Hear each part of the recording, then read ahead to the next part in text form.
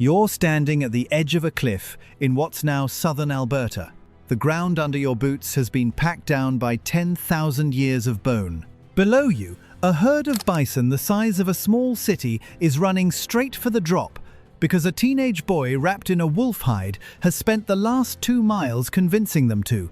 In about 90 seconds, this one hunt is going to feed, clothe, and arm an entire village through the winter. Nobody here owns a horse.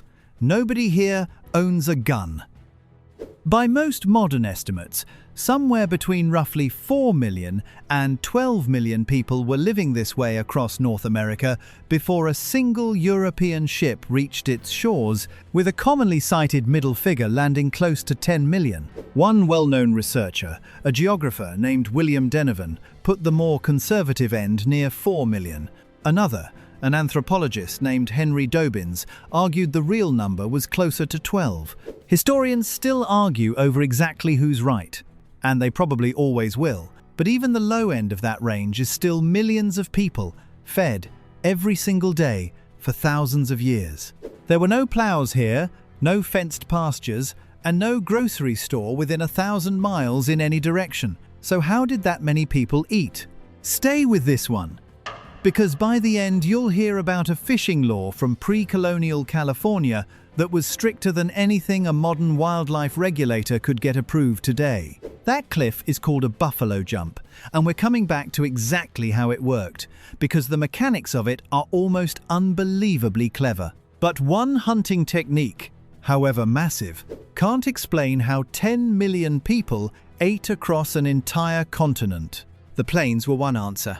Everywhere else, the land asked a completely different question, and people answered it in completely different ways. Start small, in California. In the valleys and oak woodlands that cover much of the state, something like 3 in 4 indigenous people relied on acorns as a primary food. Not a snack, a staple, gathered by the basketful every autumn from oak trees, a community had often tended for generations. There's just one problem. Acorns, raw, are close to poisonous. They're loaded with tannic acid, the same bitter compound that can wreck your stomach and, in enough quantity, do real damage. Explorers in Northern California once stumbled on a village whose people had fled at the sight of them, grinding stones and stored acorns still sitting out. Not knowing about the leaching process, the explorers ground the acorns up and ate them raw. It went about as badly as you'd guess. The people who'd actually lived there processed every batch the same careful way. Crack the shell, pound the nut into flour with a stone mortar, then spread that flour inside a tightly woven basket or a shallow pit lined with sand, and pour water through it again and again, sometimes for the better part of a day, until the bitterness was finally gone. Only then was it safe. And every step of that process ran through baskets, not pottery. Tribes like the Yurok, Hoopa, Pomo, and Karuk wove containers so tight they could hold water on their own, using roots, bark fiber, and bear grass, and no 2 baskets came out quite the same. Dried properly afterward, that flour could sit in a granary for a year or 2, a hedge against a bad winter built entirely out of oak trees, tightly woven plant fiber, and patience. Acorns solve the problem for one family. They don't solve it for a village planning to stay in one place for the next 50 years. For that, a huge number of nations turned to something that looked, to European eyes arriving centuries later, almost like a garden. And here's an honest correction, because it matters. A lot of these nations really did grow food on purpose, in the ground. What they didn't have was a European-style farm. No plow biting into one fenced field, no ox or horse dragging a furrow behind it. What they had instead was closer to a village-sized garden, planted by hand, that worked because it copied the way plants behave in the wild instead of fighting it. The clearest record of exactly how this worked comes from a Hidatsa woman named Maxidiwiak, known to history as Buffalo Bird Woman, who was born around 1839 on the banks of the Missouri River. in what's now North Dakota. In 1917, in her late 70s, she sat down with an anthropologist named Gilbert Wilson and described in exact detail methods her family had used for generations before her. She told him how her own people first got corn at all. A war party wandered west, found a Mandan village across the river, and the Mandans parched some ears and shot the broken pieces across on the tips of arrows for the hungry strangers to eat. A few years later, a Mandan chief broke an ear of yellow corn in half and handed one piece to a Hidatsa visitor as seed. Every family in the tribe was growing it within a few seasons.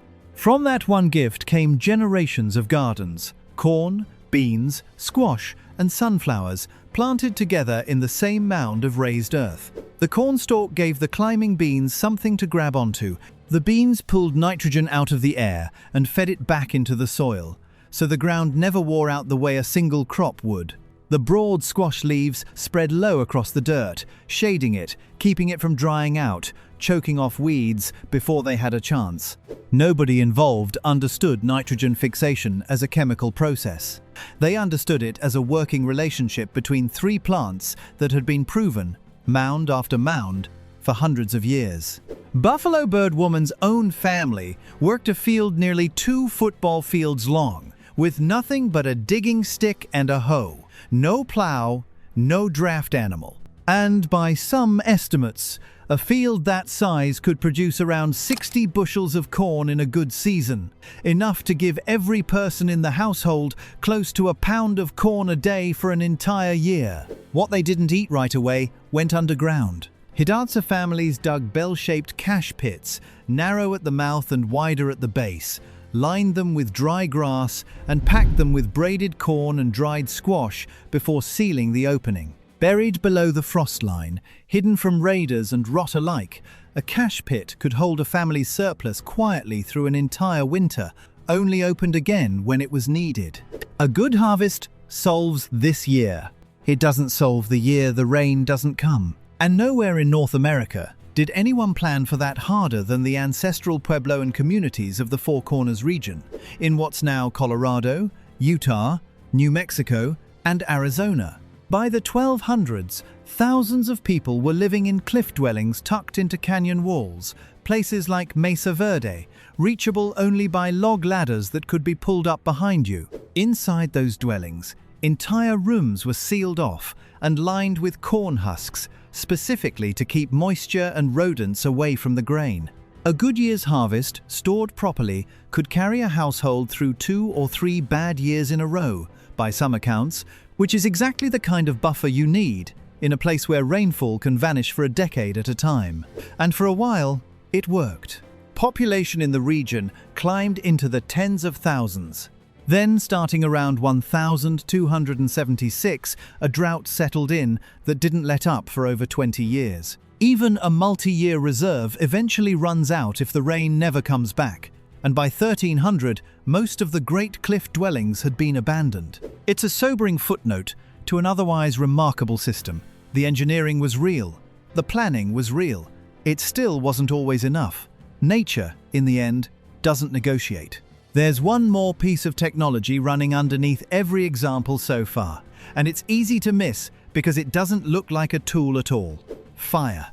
Across most of the continent, from the oak woodlands of California to the tall grass prairies of the Midwest to the pine forests around the Great Lakes, nations set deliberate, low, controlled fires on a rotating schedule, sometimes every year, sometimes every few, depending on what the land needed.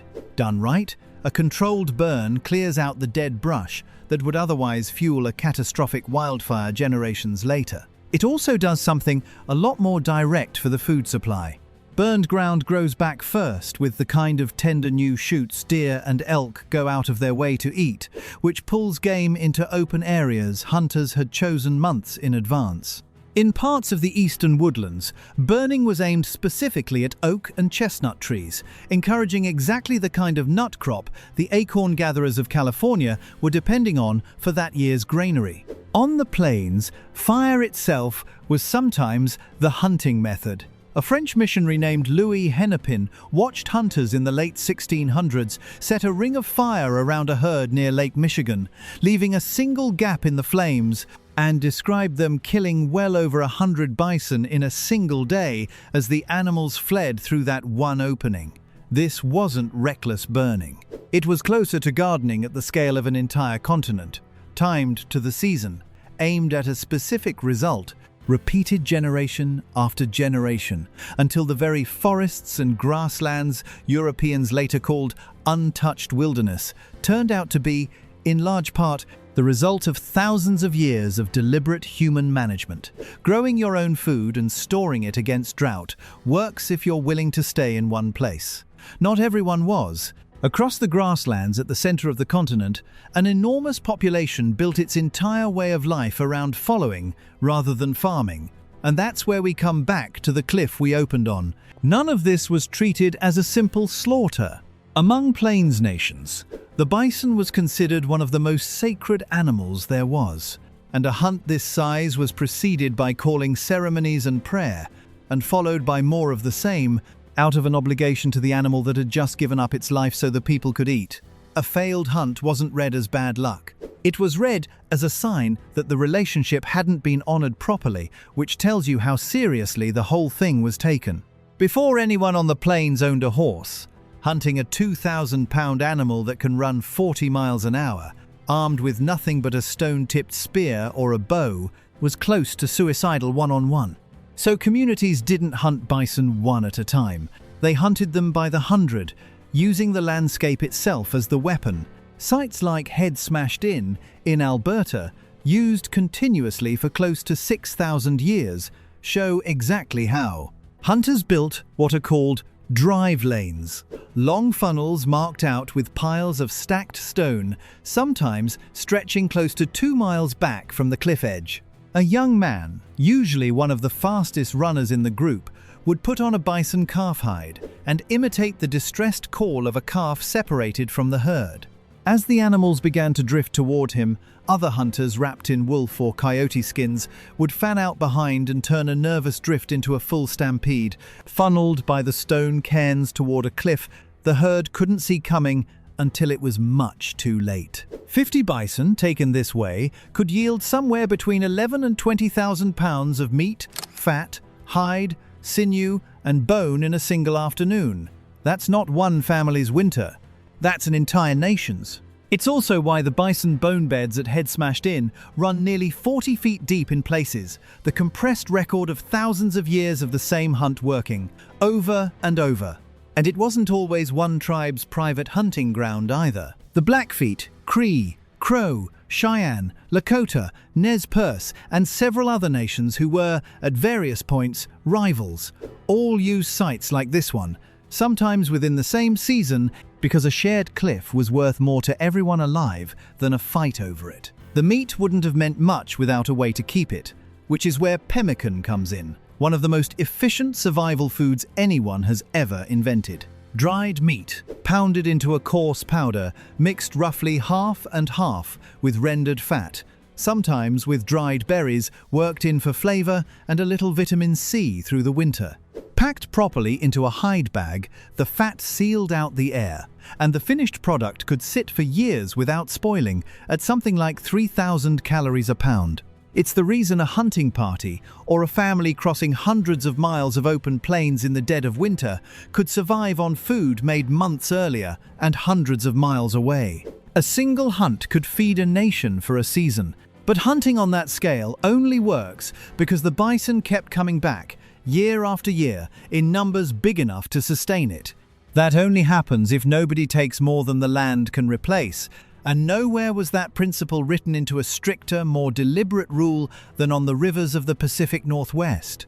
Every fall, Chinook salmon returned up California's Klamath River in numbers modern rivers rarely see anymore. The Yurok people who lived along its banks depended on that run more than almost anything else they ate.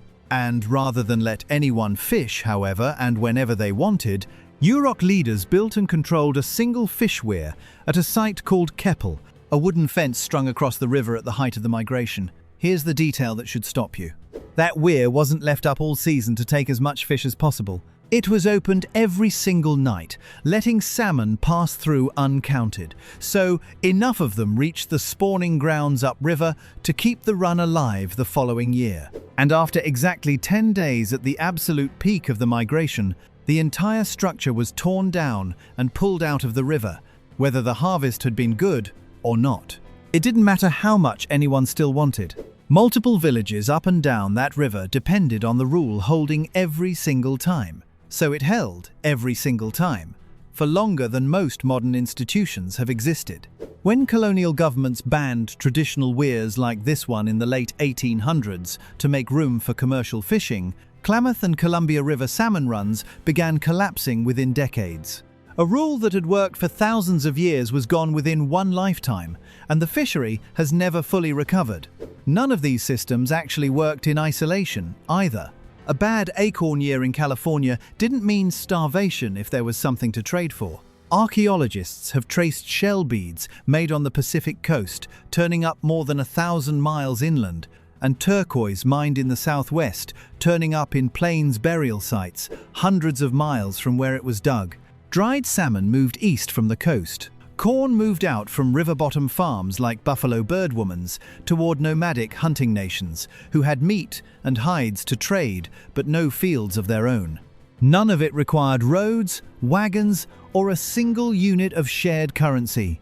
It required trails, trust built over generations, and an accurate memory of who owed what to whom. Feeding 10 million people wasn't really 6 or 7 separate solved problems sitting next to each other. It was closer to one continent-sized network, and every regional answer we've just walked through was a node inside it. So that's the actual answer, spread across a continent. Acorns and patience in California. Corn, beans and squash worked into a system in the river bottoms of the northern plains. Sealed granaries against drought in the cliffs of the southwest. A cliff and a calf call feeding whole nations at once further north. A 10-day rule on a river in the Pacific Northwest, stricter than most modern fishery law. And underneath every single one of them, fire, quietly shaping an entire continent's worth of forest and grassland for thousands of years before anyone else showed up to name it wilderness. None of this is ancient history in the sense of gone. The Yurok's neighbors, the Hidatsa First Nation further up the coast, rebuilt a working salmon weir on the Koi River a few years ago, using the same principles because the knowledge never actually disappeared, it was just banned for a while. Tribes across California still gather and process acorns. The Akwesasne Freedom School still teaches children to plant corn, beans, and squash the same way Buffalo Birdwoman described it in 1917. Cultural fire crews made up of Yurok, Karuk, and Hooper land managers are out right now, reintroducing the same controlled burns their ancestors used, because the forests got sicker, not safer, once that practice was taken away, which leaves one honest question worth sitting with. All of these systems, the weir, the drive lane, the mound garden, the granary, took real invention to design once. Someone had to notice, the first time, that beans and corn grow better side by side than apart, or that 10 days was exactly the right window to leave a weir standing. That's the part that gets remembered as clever. But every one of these systems only kept working because somebody, generation after generation, had the discipline to follow the exact same rule, the exact same way, for hundreds or sometimes thousands of years in a row, even in the seasons when breaking it just once would have been easier and quieter, and nobody left alive would ever have known. So which took more genius? Figuring out the answer the first time, or never once letting it slide?